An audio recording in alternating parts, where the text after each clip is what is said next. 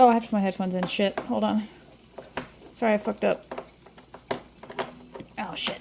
God damn it. Okay, people, welcome to Mech Romancer, a transhumanist dating simulator. I'm only playing this because someone may or may not be a huge Transformers fan and has been getting into Gundam recently, and the Brave series. So I have taste. That's what I'm saying. I have taste, clearly.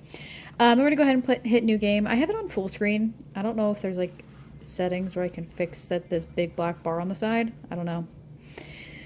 New game. I might do this in multiple parts depending on how long it is. I'm going to record for about 20 minutes and see how far I get.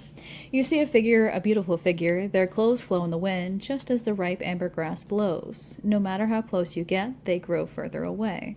You call out to them. They don't turn around. Dint, dint, dint, dint. Oh, I think that's supposed to be like an alarm. Great. Your alarm blares, jutting you awake from your dream. You can't remember it, but it probably wasn't that good. Oh my god, this is actually annoying. Hold on. There we go. They're never good. You hit your alarm to shut it down, but a loud bang on your door takes its place. Lieutenant, get up. You've been assigned. You groggily roll over, tear your sheets off your body, and get up to walk to the door. You don't bother putting on any underwear. You hit the button next to the door to command it open, to the chagrin of the page on the other side of the door. I'm sorry, Lieutenant. The Admiral has a new assignment for you. Here. You take the sheet of paper that he holds. Too important for the intra-base message system. Who does she think she is? You crumple it into a ball and toss it over your shoulder, assuming that it lands somewhere relatively near your desk. You stare at the page. Is that all? Yes, Lieutenant. Are you going to leave, or are you going to come in and do whatever it is you are thinking of? The page's face grows bright red. He turns all the way around. So, the player character is kind of flirty. Lieutenant, please, this is unbecoming of an officer. A look grows across your face. You're sick of people pretending to care about that kind of crap. Or what? You're going to get me discharged? Fuck off. So there is cursing in this game.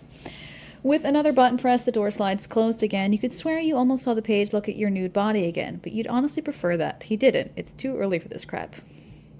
Then why did you answer the door? I don't know if I like this character. The player character.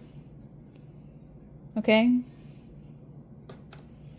You bend over to pick up the paper and open it back up. It turns out that the page wasn't lying. The Admiral actually does have a new assignment. Better get dressed. The hallways are way too breezy this time of year. You hit the button on the wall to open all of the lockers at once. There wasn't really a reason you couldn't just pick one at random. You just like the sound of all of them opening at once. It's a nice bit of a cacophony in the otherwise dead silent barracks. They're all filled with clean pressed uniforms, either never been worn or perfectly clean from whatever dead body they were picked off of. So there is like a gendered aspect in the game. Makes sense. The hallways seem endless as you trudge towards the headquarters. It's probably dozens kilometers at the very least. Probably a dozen kilometers at least. To be perfectly honest, they could just move all of the beds to the headquarters and then just close everything else besides the mess hall and the hangar. But the Admiral is so obsessed with procedure. Fuck her. Although it's not that bad, to be honest. You could be literally anywhere else. You were actually pretty lucky to be in service when the aliens first attacked. Every major city got glassed, but the underground military bases got through unscathed, as well as the boats. And since you weren't one of the best pilots, you weren't one of the poor saps that were sorted during the first bloodbaths. Out there, people struggling to stay alive and figuring out how to farm on white soil in here. It's just you, a way too enthusiastic command structure, and all the free meals you need to last until the end of the world. Kind of a nice deal. Shame about all the people they turn away at the front gates. Checks. Inside the headquarters, you clearly see the Admiral standing over the rest of the command desks, an array of giant monitors in front of her. The biggest one has a map of the Earth. Half of the monitors aren't on, however, and more than a few have large cracks in them. There aren't nearly enough people on the computers below to man them all. The Admiral doesn't seem to care as she stares at the Earth monitor with her hands behind her back, dressed in flawless white military uniform. We have the money to wear white military uniforms in our daily... Do you guys know how hard that shit would be to clean? Lieutenant, ma'am, do you know why I've called you here? Yeah, the page said you had a new assignment for me. What's the matter? The machines aren't cleaning the floors well enough for you? Usually aren't this snarky. Usually it's only 11 a.m. Oh, usually. It's only 11 a.m. and you've had your coffee. I can't drink coffee. I can't. An appropriate assignment to be sure, but we've got a new toy for you, and you're the only one who can handle it. You just kind of stare at her for a while. A new toy? What the hell does that mean? Bring up the hanger, please. One of the monitors is replaced with a camera feed at the hangar. It's almost completely barren except for a giant pile of scrap, a pair of VTOL carriers, and the 5 Mecha piloting training pods. Camera 2, please. The camera switches, now pointing at a brand new mecha, similar to the mecha that were piloted during the initial phases of the war, except that it has weapons that you've never seen before. It also has a large, bulky box on the back. Oh, you get to pick what it looks like. Hold on. It's sleek and thin, but built like a jet. It's huge and intimidating, built like a brick shithouse. I'll be fully honest with you. I'm gonna pick the one that's gonna look like a seeker. If we're being fully honest with ourselves. I don't remember what the options are, but I'm gonna pick this option. Just because it says built like a jet, and I like the seekers from Transformers. Hot. Okay. It's backing an enormous rifle for precision attacks with a clear bayonet. It's gleaming black and silver like a stealth bomber. It's a gift from our friends at the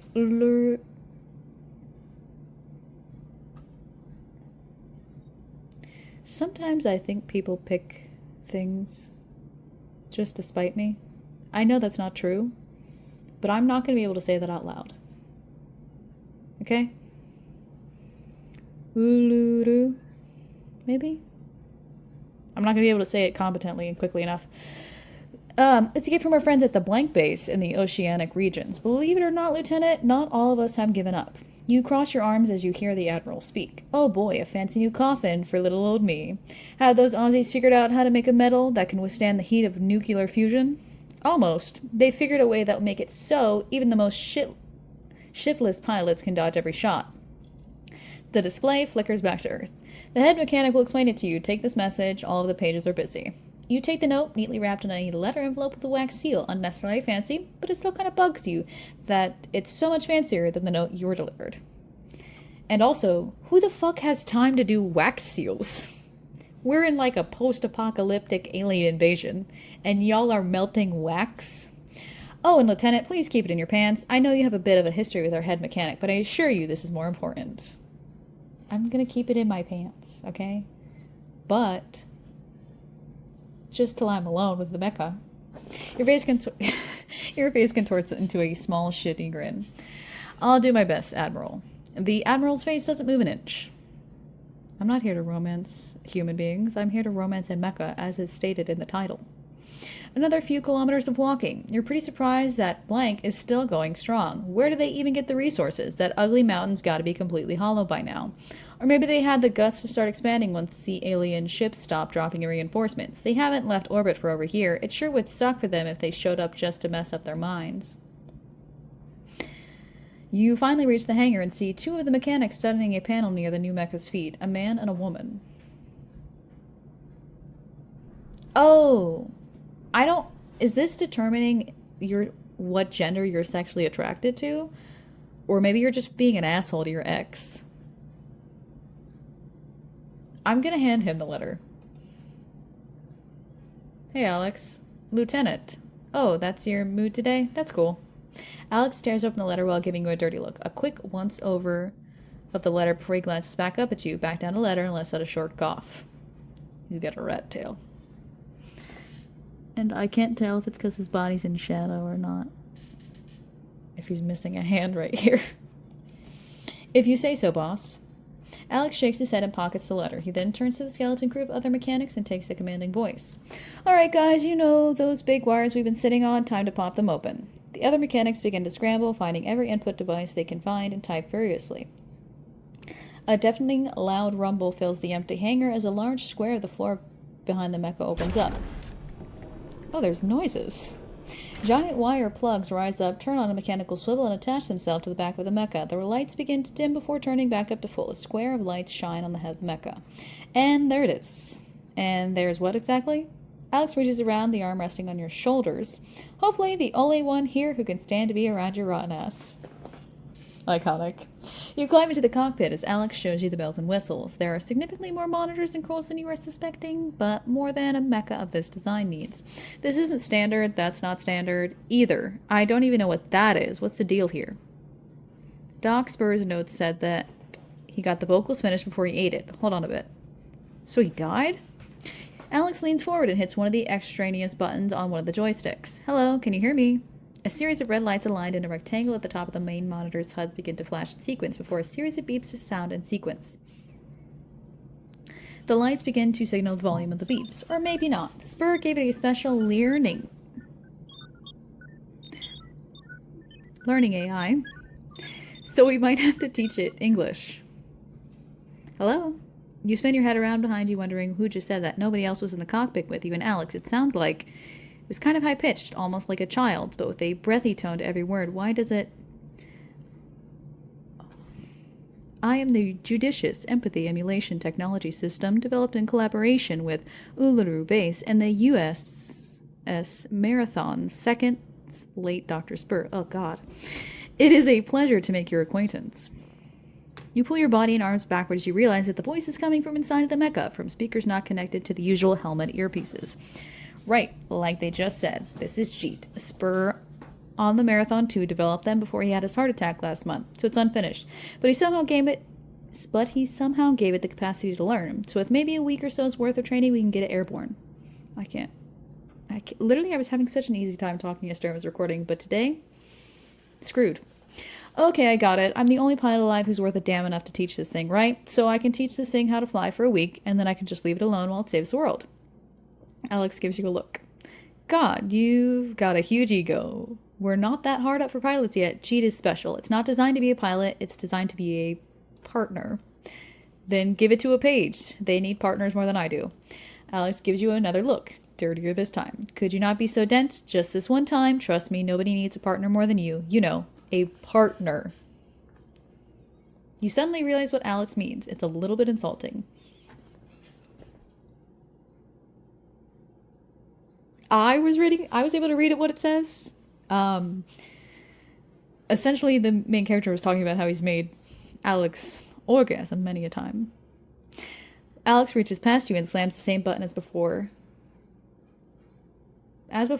comma, before punching you in the chest. God, at least watch your language around the learning AI, you ass. My point is, I don't need to waste my time getting a robot to fuck me and kill aliens at the same time, as fun as that sounds. I want to do that. Player character, stop. We are doing that. Do you even know what was in the letter?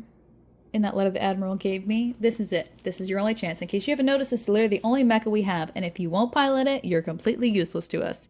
This thing has been in development for years, and you've been kept around because you're the only competent pilot on the planet who isn't married to someone. So the very least you can do is shut up, be nice to the robot, and play along before we throw you out into the wilderness to decide on gray pygmy carrots. Understand? You're honestly taken aback. Alex has never been this verbose and angry at you before, at least not at the same time. The mechanic steps backwards out of the cockpit, eyeing you the whole time before you're alone inside the mecha. So Dr. Spur, if I'm following the logic of the game, designed a robot for this. I don't even want to say the purpose out loud. We know the purpose. Dr. Spur was freaky. You press the same button as before and the lights blink on. Hello again. You lean forward, wondering where the microphone is. Hi, Jeet. Nice to meet you. Sorry about the potty mouth earlier. I understand. I believe that it's common for humans to use vulgar words when they are stressed. Yeah, stressed, sure. Anyway, my name is Lieutenant J.S. Quinn, highest rated pilot of Appalachia Base. I have your entire record on hand. Very impressive. Anyway, sorry.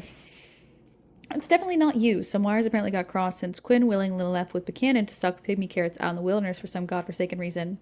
Oh, so that's not me. That's me, all right. The best pilot around. No, sorry, you got that wrong. That was intended to be a joke, Lieutenant. I know that you are not Lieutenant Quinn, since Lieutenant Quinn was honorably discharged last year. You are not even the same physical sex. Did the humorous nature come through? You hit the button to mute the robot and open up the cockpit door. Did you embarrass yourself anymore? Yes. No, in fact, he probably likes me, so get off my ass if you're not intending to get kinky. The Admiral just came through with the orders for the operation. We're going to leave the AI plugged into the base system so it can learn all that we know, and it'll be able to talk to any one of us through the messaging system. If it ever messages you, you have to respond to it. You have to spend at least 5 hours every day training with it in one of the pods. You're authorized to have live fire exercise in the Jeet Mecha once a week. And I think we both know that you don't have anything better to do, so you need to spend as much time in the training pod with the AI as possible. You turn to walk out of the hangar. You really don't have anything better to do, but you'd rather spend your time in bed or the mess hall than babysitting your future robot lover or whatever. 5 hours. Got it. This game is absolutely ridiculous. That night, you don't have the same dream that you've had every night for the past 5 years. This time, the figure actually responds. You don't remember what it said, but it was enough to make you angry. Day 1. My alarm goes off. You turn over and slam the alarm angrily. You remember the voice of the figure for the first time since you started having that same dream. It was high-pitched and breathy. Fuck everything. You get dressed in a fresh uniform and remember what the Admiral had said about the messages. Your personal messenger terminal has been blanking for longer than you can remember, and you shudder to think about the amount of messages on it. You check your messages. You're treated to a deluge of old messages dating back over a year. You diligently scroll through them and delete them one by one, reminding yourself of the painful memories before you reach 5 messages yesterday and 1 this morning. 4 of them are messages from the Admiral, presumably to tell you about your new assignment, and the newest one is from Jeet, telling you that it's excited to study the fundamentals today. The last one, however, is from an anonymous source from inside the base and has no body. The subject simply says, "Trust me." You delete it with the others. 1 kilometers long trundle down the empty hallways. Later, you enter the hangar. One of the pods has been moved right next to Jeet and has an equally large number of tubes and wires sticking out of it. Thanks for showing up. Wouldn't want to make the robot sad. I wasn't being sarcastic. The fact that you're willing to give this a shot means that world to me, and not just because you just won me a huge bet. I'm glad you believe in me. The opening to the training pod opens up and you peer inside. It's been heavily rejiggered to include some of the new stuff inside of the Jeet's cockpit. Is that a word? That is a word? I don't like it. Everything that was in Jeet has been put into this as well, and any adjustments you make to this will replicate in the real one. And of course, the Jeet themselves will be able to do everything they can in this. They can do in the Mecha. Ugh. Alex turns the pod on, the monitors and lights flickering on in time, showing the base OS of the training pod. Just the basics today. You will be in the movement cube, and you'll learn how to use the specialized weapons, while Jeet will familiarize himself with your defensive capabilities. Basic shooting range stuff before you move on to skirmishes. Oh, and Lieutenant? You crane your head to look at the mechanic after you strap yourself in. Be nice, for God's sakes. Alex closes the hatch, and the Jeet greets you as the monitors all change over to a plain gray box, seemingly hundreds of kilometers stretched in every direction with dull red lines bisecting it. Great. I've been reading and studying my weapons and abilities since I've had the capacity to learn. Would you like me to tell you about them? Yes, please. I'm capable of activating my abundance of boosters to dodge incoming fire at a higher rate of ability and speed than a normal human pilot. I can also automatically adjust your aiming angle to compensate for the movements, meaning that you should hopefully never miss a shot because of my dodging. Also, my rifle fires special pressed carbon rounds at a supersonic speed that is just outside the range of what we believe the aliens can comprehend. The special bayonet is also pressed carbon and so sharp that it can separate molecules from each other. Don't cut yourself on it. That was another joke. You spend the next several hours experimenting with the virtual Jeet Mecha. The controls seem stiff and the body is more sluggish than you're used to, likely due to the simulated weight of Jeet's box. You tell Jeet to try and increase the power to the joint motors a few times, but it doesn't help much. You tell yourself to inform Alex afterwards. You two seem to be doing reasonably well. Let's see how well you can perform under pressure, shall we? The small handful of fake alien robots that you were using as target practice disappear and are replaced with 5 fake-looking teleporters in a circle with a large black box connecting them in the middle. The fuck is this? You figure it out. The teleporters fire up with an unrealistic-looking green energy, and alien robots immediately begin swarming out of them and opening fire on virtual Jeet. It has been 20 minutes, and my laptop's dying, so I'm gonna figure out how the fuck to save. Oh, that's how I save. And I'm gonna make this just episode 1. So, well, yeah, thank you for watching. Comment, like, and subscribe. I have a bunch of stuff to edit. I'm probably gonna play more of this game later today as well. But for now, please get out of here.